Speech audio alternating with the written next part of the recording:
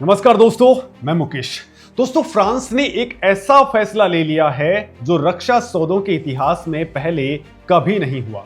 खुलासा हुआ है कि भारत के प्रधानमंत्री नरेंद्र मोदी के फ्रांस दौरे से ठीक पहले फ्रांस ने 114 राफेल फाइटर जेट्स की डील में भारत को विमान का सबसे गुप्त और संवेदनशील हिस्सा भारत को सौंपने के लिए तैयार हो गया है। यानी दोस्तों, भारत की सख्ती के बाद में फ्रांस ने इस डील में भारत की शर्तें मान ली हैं। आगे बढ़ने से पहले दोस्तों आपको बता दूं कि ये एक ऐसा रेयर खजाना है जिसे दुनिया का कोई भी देश अपने सबसे पक्के दोस्त को भी देने से पहले 100 बार सोचता है। लेकिन दोस्तों, फ्रांस ने काफी दिनों के ना के बाद अपनी सबसे बड़ी ताकत भारत की झोली में डाल दी है। एक सवाल ये है, आखिर फ्रांस ने इतने दिन बाद मना करने के बाद में अचानक से भारत को अपनी सबसे सीक्रेट टेक्नोलॉजी सौंपने का ऐलान कैसे कर डाला है? क्या भारत को पूरा अनकंट्रोल्ड सोर्स कोड मिलेगा और इसके मिलने से भारत की वायुसेना रातों रात कितनी ज्यादा खतरनाक बन जाएगी? और इस डील ने चाइना के डिफेंस कॉरिडोर्स में खलबली कैसे मचा दी है? तो दोस्तों, इन सारे उलझे हुए समीकरणों को एक एक करके डिकोड करेंगे। सबसे पहले यह जानना बेहद जरूरी है कि ये सोर्स कोड असल में होता क्या है और इसे दुनिया का सबसे रेयर खजाना क्यों कहा जाता है। तो दोस्तों, आसान भाषा के अंदर समझे तो ये किसी भी फाइटर जेट का डिजिटल दिमाग होता है। जैसे आपके स्मार्टफोन का ऑपरेटिंग सिस्टम होता है, जिसके बिना आपका फोन सिर्फ एक डिब्बा होता है। जब कोई देश फाइटर जेट खरीदता है तो उसे सिर्फ विमान चलाने की इजाजत मिलती है, लेकिन उसके सॉफ्टवेयर में कोई भी बदलाव करने का हक उसे नहीं होता है। अगर आपको उस जेट में कोई भी नई मिसाइल या रडार लगाना होता है तो आपको उसी देश की कंपनी के पास जाना होगा, उसे भारी भरकम फीस दे करके उनकी अनुमति लेनी होगी। लेकिन सोर्स कोड मिलने का मतलब है कि फ्रांस ने राफेल का पूरा कंट्रोल, उसका पूरा सॉफ्टवेयर सिस्टम भारत के हाथों में सौंप दिया है। दोस्तों, यह कोई सीमित एक्सेस वाला ट्रांसफर नहीं है, यह पूरी तरह से अनकंट्रोल्ड एक्सेस होगा, जिससे भारत अपनी मर्जी से इस फाइटर जेट के सॉफ्टवेयर को खोल करके उसमें बदलाव कर सकेगा। दुनिया में आज तक फ्रांस ने किसी भी देश को अपना इतना संवेदनशील राज नहीं सौंपा था। इस कदम से भारत की आत्मनिर्भरता को वो पंख मिलेंगे जिसकी उड़ान बहुत ऊंची होगी। दोस्तों, अब तक की सबसे बड़ी समस्या यही थी कि विदेशी विमानों में भारतीय हथियार फिट नहीं हो पाते थे, लेकिन अब फ्रांस से मिले इस मास्टर की यानी कि सोर्स कोड के जरिए भारत राफेल के अंदर अपने खुद के खतरनाक स्वदेशी हथियार जोड़ सकेगा।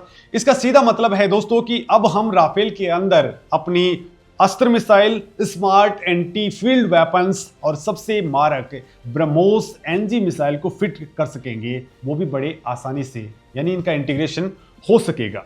ब्रह्मोस एनजी और अस्त्रा मिसाइल का राफेल के साथ में जुड़ना एशिया का पूरा शक्ति संतुलन हमेशा के लिए बदल देगा।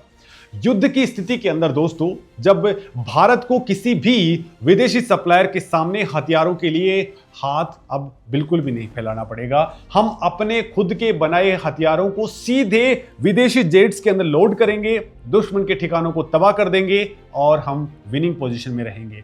भविष्य में जब भी भारत को लगेगा कि राफेल को अपग्रेड करने की जरूरत है तो हम फ्रांस का मुंह नहीं ताकेंगे, हमारे अपने वैज्ञानिक और इंजीनियर्स इस काम को अंजाम दे देंगे। विदेशी निर्भरता की जंजीरें अब पूरी तरह से टूट चुकी हैं। प्रधानमंत्री नरेंद्र मोदी के फ्रांस दौरे से ठीक पहले इस डील का फाइनल होना कोई इत्तेफाक नहीं है, ये एक सोची समझी रणनीति है। दोस्तों, 13 जून को शुरू हो रहे इस दौरे में जब राष्ट्रपति इमैनुअल मैक्रो और पीएम मोदी आमने सामने बैठेंगे तो ये सिर्फ एक रक्षा सौदा नहीं बल्कि दोनों देशों के रिश्तों को एक अलग ही लेवल पर ले जाने का मंच होगा। दोस्तों, फ्रांस अब भारत को यूरोप में अपना सबसे बड़ा रणनीतिक साझेदार बनाने की पूरी तैयारी कर चुका है। फ्रांस समझ चुका है कि एशिया में अगर कोई सबसे भरोसेमंद और शक्तिशाली धुरी है तो वो सिर्फ भारत है। लिहाजा वो भारत को महज एक खरीदार नहीं बल्कि एक को डेवलपर यानी कि सह निर्माता मान रहा है। दोस्तों, इस डील के तहत फ्रांस राफेल के सबसे जटिल हिस्से यानी कि उसके इंजन की तकनीक भी भारत को सौंपने जा रहा है। दोस्तों, जेट को रडार से बचाने वाले स्टेल्थ मटेरियल, उसके सेंसर्स और एडवांस रडार सिस्टम अब सीधे भारत में बनेंगे। डेजोल्ट एविएशन एक भारतीय कंपनी के साथ मिलकर के भारत में ही अपनी मैन्युफैक्चरिंग यूनिट लगाएगी। इसका सीधा असर यह होगा कि भारत भविष्य में एक ग्लोबल डिफेंस मैन्युफैक्चरिंग हब बन जाएगा।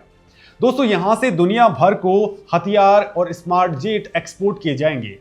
इस काम में लाखों भारतीय युवाओं को सीधा रोजगार मिलेगा और देश की इकोनॉमी को एक जबरदस्त बूस्ट मिलेगा।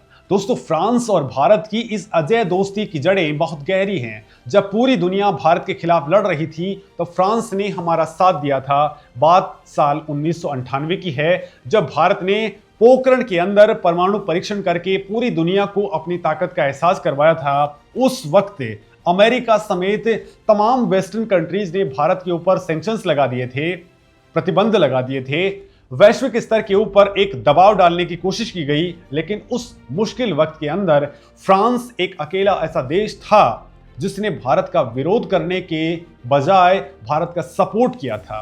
फ्रांस ने भारत की सुरक्षा जरूरतों का सम्मान किया और ढाल बनकर के खड़ा हो गया था।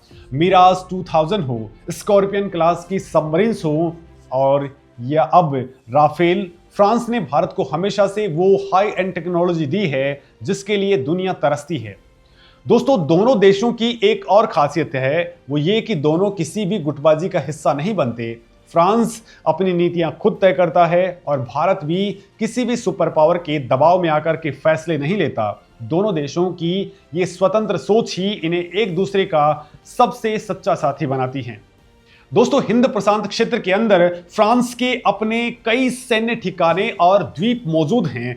भारत के साथ मिलकर के फ्रांस पूरे समुद्री क्षेत्र की सुरक्षा को एक अभेद्य किले के अंदर बदल रहा है। फ्रांस की इस मास्टर स्ट्रोक ने चाइना और पाकिस्तान की हालत खराब कर दी है। चाइना इस वक्त सबसे ज्यादा डरा हुआ है क्योंकि राफेल का सोर्स कोड सीधे तौर पर चाइना के J-20 फाइटर जेट्स के लिए तबाही का संकेत है। दोस्तों, चाइना अच्छे तरीके से जानता है कि अगर भारत ने अपने 114 नए राफेल जेट्स में ब्रह्मोस NG और भारतीय इलेक्ट्रॉनिक्स वॉरफेयर सिस्टम्स को पूरी तरह से इंटीग्रेट कर दिया, फिट कर दिया, तो उनके किसी भी रडार या फिर एयर डिफेंस सिस्टम की हैसियत नहीं होगी कि वो इन्हें रोक भी सके। दोस्तों, चाइना का पूरा हवाई सुरक्षा तंत्र मिनटों के अंदर धराशायी हो जाएगा। दक्षिण एशिया का पूरा सैन्य समीकरण अब भारत के पक्ष में झुक जाएगा। वहीं दोस्तों, पाकिस्तान की वायुसेना के लिए तो ये किसी बुरे सपने से कम नहीं है।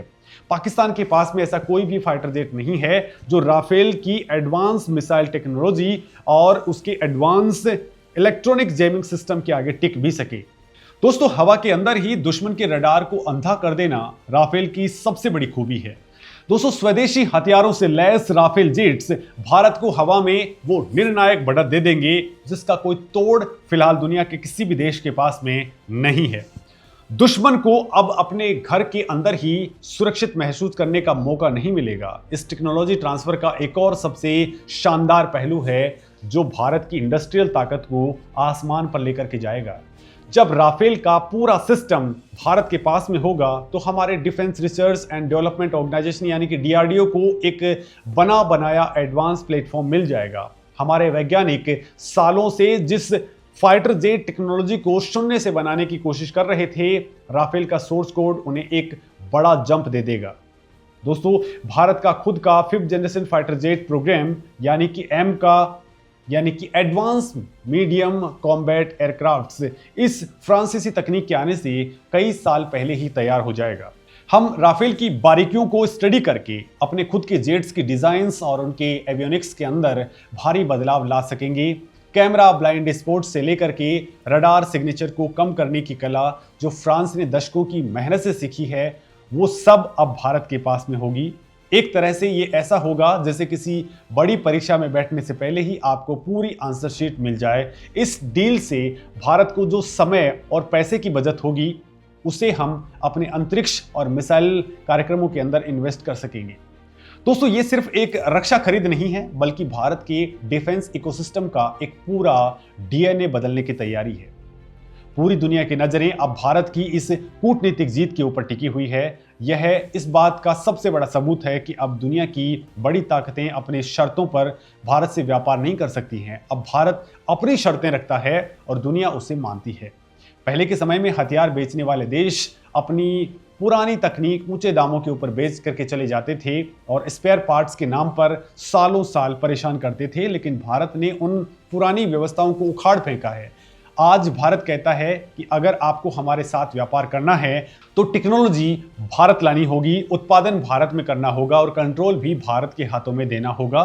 फ्रांस ने इस हकीकत को सबसे पहले समझ लिया है।